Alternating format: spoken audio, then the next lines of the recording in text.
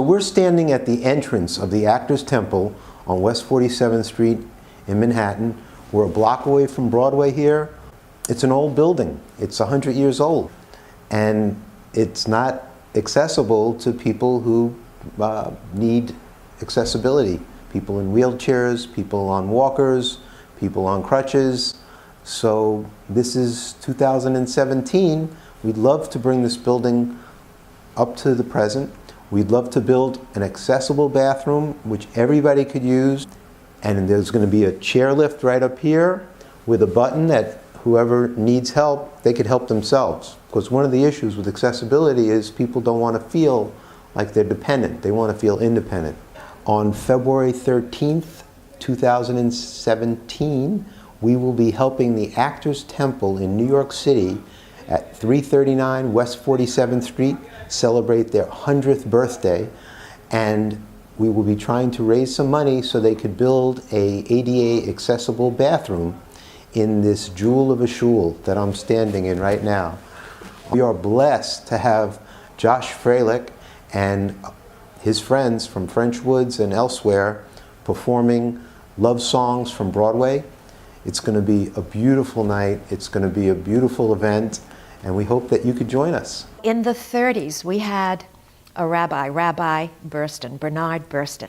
And he decided to go to Broadway and make friends with some of the actors on Broadway. He needed a minyan. He had to have 10 people in order to pray. Then, as now, there was a fundraising problem.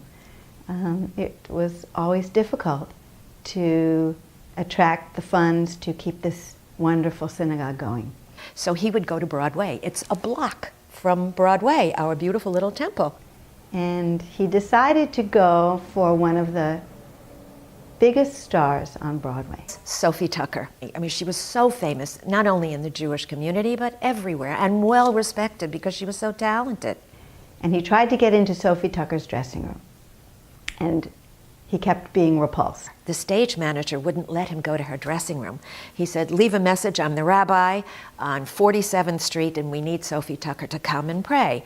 And she said, no, I don't want to talk to any rabbis. I'm not a religious person, go away, I'm not interested. But that didn't stop Rabbi Burston. He was very tall for his day and very handsome, very virile. And one of her big numbers was, Yiddish mama. He said to her, Sophila, who's going to say Kaddish for your Yiddish mama? And it got her right in her heart. And she said, well, you're so cute, I'll come. And she became one of our chief supporters, a marvelous fundraiser for us. She worshiped here, she did benefits here, and she became a very close friend of the rabbi. And all of her friends began to come here. Of things I should be thankful for, I've had a goodly share. And as I sit in the comfort of a cozy chair, and I was so excited that I would get to perform and work with a lot of my very good friends in the city, and